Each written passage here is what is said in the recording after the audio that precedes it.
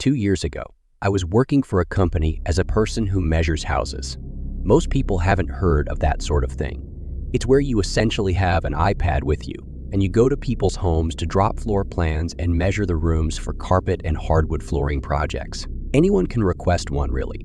I was 25 and female at the time, one of the few women that worked in this position. It was actually a really good job, so they gave me a lot of work. I usually hit between 10 to 14 houses in a day, driving all over multiple towns. This house was my last house of the day, situated right in the middle of nowhere. I was really exhausted when I got there, and I was incredibly annoyed because the customer didn't seem to be home and was late for his appointment. 10 minutes later, he finally pulled up next to my car. He was a middle-aged man, balding and wearing normal office job attire, a tie and a suit. He seemed a bit awkward but was very apologetic and let me into his home. Upon entering, I noticed the house was unbelievably spotless and organized, with minimal furniture. It really smelled like cleaning supplies, but it didn't strike me as odd at first. I also noticed he had 2 cats lounging in the living room. He first started acting weird, as I was directed to the first bedroom. "My cats love you. They don't take to strangers usually," he said. His cats literally hadn't moved or come near me the whole time, though I just nodded and smiled while I got to work scaling the master bedroom on my iPad. He started inquiring about the electronics I was using. "So, do they keep track of you on that thing?" he asked. "Yeah, and my boss knows exactly how long each job should take, based on the scope of work. It's incredible technology." I lied without missing a beat. He agreed it was quite amazing. "Be careful, don't touch the gun on the nightstand. It might go off," he chuckled. Talk about an immediate spine chill. I looked up from my iPad, and sure enough, there was a gun just laying on the nightstand. I knew instantly I needed to behave like nothing triggering was happening for me. He directed me to the second bedroom, and to my shock, he said the exact same thing about the gun being there as well. That was the moment I knew I was in danger. At first, I thought it was just my anxiety around firearms acting up, but at this point, the tension building between us became undeniable. There were only 2 bedrooms on the scope of work. I hastily met up with him in the kitchen and began running down the next steps. That's when he interrupted me. "Could you perhaps measure the basement stairs? I forgot to add them to the list, and I think I might want to carpet them in the future." My heart dropped, but my stupid customer service conditioned brain could not figure out how to get away with saying no. He led me to the basement door, and you guys, let me tell you, there was no way he was planning on doing anything with these stairs. They were plank wooden stairs, L-shaped, going down and leading to an unfinished basement. Unfortunately, in order to get an accurate measure, I had to walk all the way down them to the very bottom. Meanwhile, he stood there, blocking the door with this menacing smile on his face. He asked me once again whether my boss knew where I was or not. I immediately replied with a swift. Once I got to the basement, I scanned the room quickly. There was not 1 but 7 deep freezers lining the walls. In the middle of the room was a lit, low-hanging ceiling light, revealing an old television set, VHS tapes scattered all along the floor, and an old recliner facing the TV. Behind the set, 2 white shelves full of VHS tapes. At this moment, I knew one of 2 things was going to happen. Either he was going to decide it wasn't worth it and let me go, or he was going to push me down the stairs. I held my breath, put a smile on my face, and attempted to act my way out of this situation. I began to climb the stairs. All the while, I could hear my heartbeat in my ears.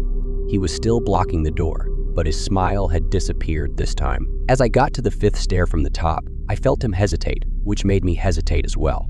You could cut the tension with a knife. After a few moments of deliberating, he stepped aside. I made a beeline towards the front door, not saying a single word. He stopped me once again. "Before you go, won't you give my cats a treat? They loved you so much." He was holding a bag of cat treats. I quickly did so, thanked him, and ran out of the house back to my car. The second I got out of his driveway, I had the most intense panic attack ever and cried my eyes out. I tried to call my boss, but it was a dead zone. The truth of the matter is my boss wouldn't have noticed. I was missing for at least 24 hours when I didn't report my day the next workday. Yes, he would have eventually been caught, as it was my last known location, but I would have been long deceased by then. I suffered PTSD over this experience. I couldn't sleep for weeks, and I was petrified to work my job, but I had no choice. To this day, the experience still haunts me. The worst part is, though I was so up and in denial over the experience that I forgot to note down his address. Once I did finally get a hold of my boss, she mostly laughed off the situation as him being just some weirdo. Nonetheless, she did tell me she would flag him down, so I specifically would not be sent out to his house if there was a need for a remeasure. At the time, I felt that was all that could be done since he hadn't technically done anything to me. I hadn't managed to write down the address before it disappeared on my iPad because I didn't remember to do so in the moment. A couple of months later, I did try to find the information because I started feeling like maybe I should inform the police. But no matter where I checked, since I was not sure of the exact day it happened, I couldn't find the exact info. Additionally, I was working 40 hours a week and hitting 10 to 14 houses a day. So eventually, the information just got pushed off the history list.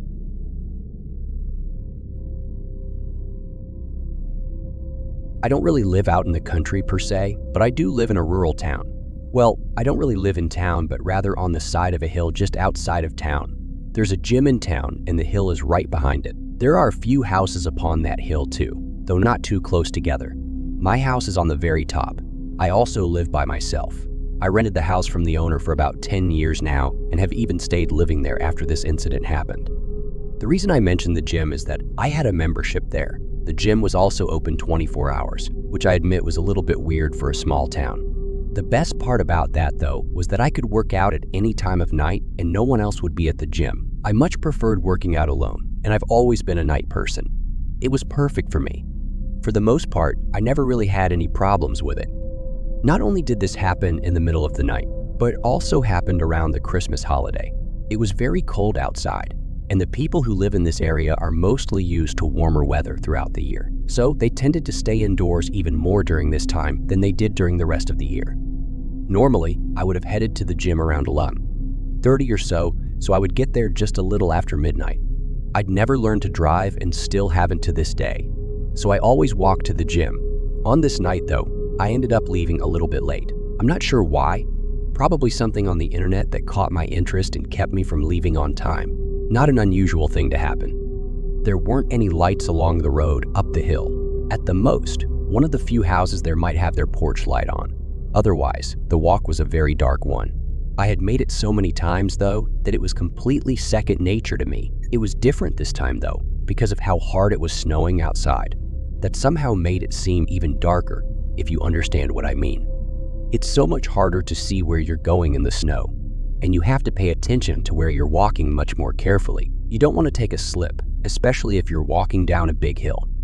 It was very cold, very dark, and very quiet outside. I wasn't really scared though. I was used to being in the dark by now, and I knew that normally no scary things were out there hiding in it. As I walked by the other houses, I noticed that no one really was awake at this time of night. Not only were all the porch lights off, but the inside lights were all out too. I didn't have a chance of getting some extra light for seeing my way. After a while, I began to hear some crunching in the snow. It took me a few moments, but I realized that someone else was out here walking as well. That was unusual, but I didn't immediately think anything was wrong about it. There were other people living out here on the hill, so it wasn't inconceivable that someone else decided to take a walk at night.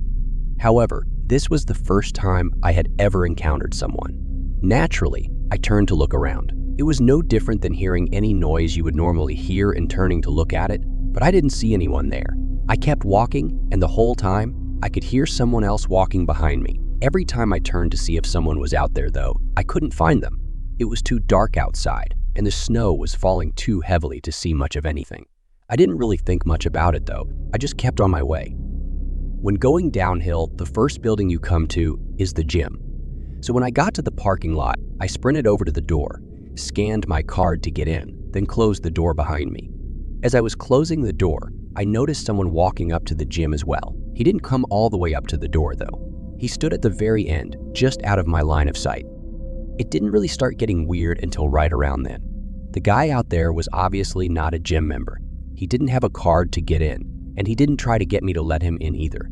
I wouldn't have if he tried, but other people had tried in the past. As I was working out, he remained outside the building. That would have been weird enough, but he kept walking back and forth. It was lighting outside the gym, so I was able to see him better than when I was walking earlier. It didn't reveal much of anything though.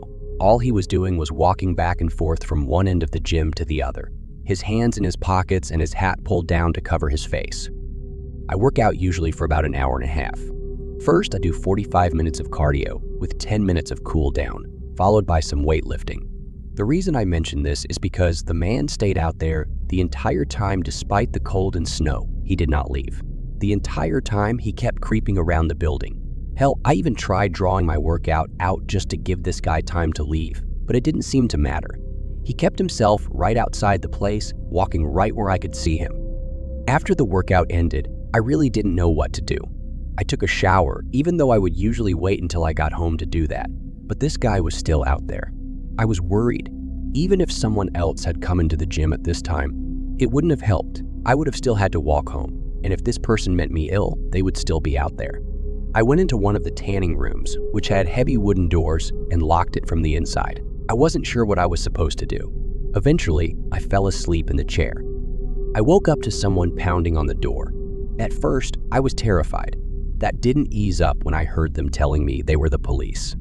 I mean, if someone was trying to get through the door, they would have been able to lie. I did go ahead and open it though, and it really was the police. Turns out, while I was hiding in the tanning room, someone had busted open the glass door. They were gone. However, by the time the police showed up, they had already checked the cameras, and it showed them it was not me who did it. So I didn't get into any trouble. They weren't able to tell who the intruder was though, and wanted to know if I'd seen anything. I explained to them what I had seen earlier, which didn't really help since I never got a great look at the guy. It got further bad because I was too scared to go walking out at night for a while. I had to adjust my schedule and work out during the day.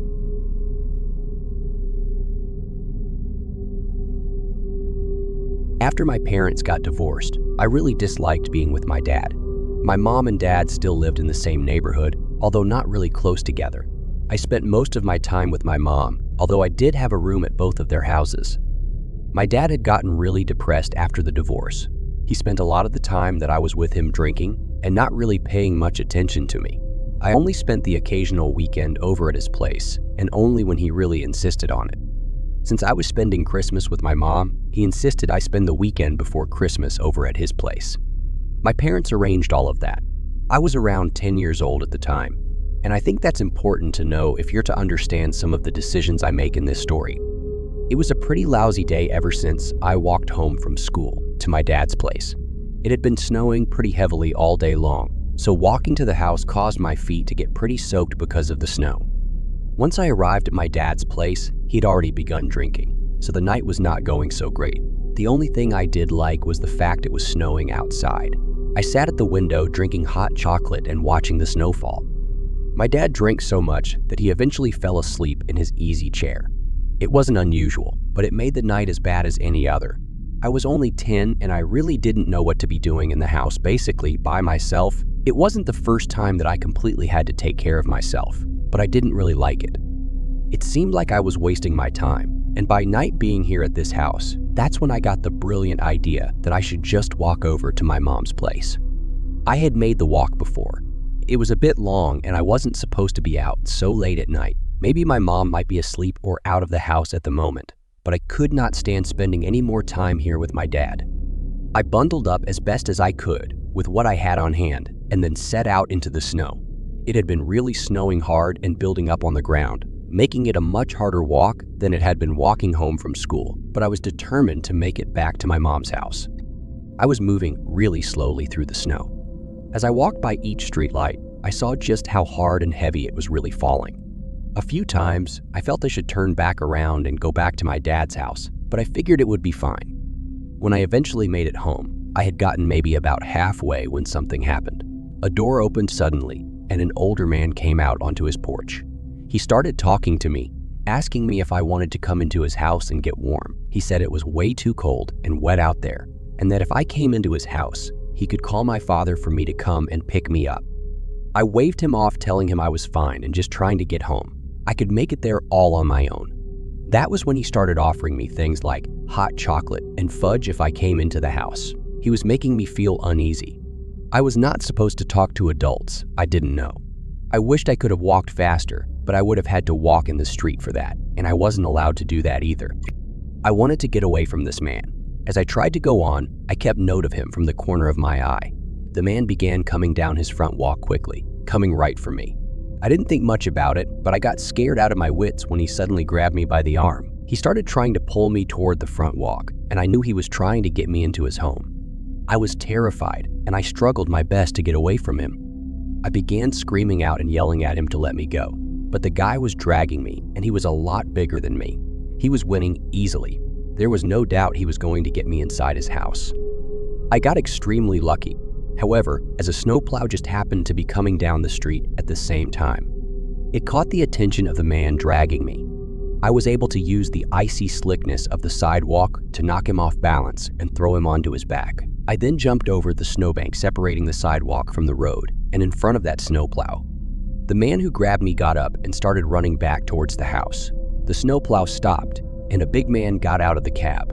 I ran over to him and told him the man in that house had just tried to abduct me and asked if he could help me out. The driver let me into his truck and used his phone to call the police.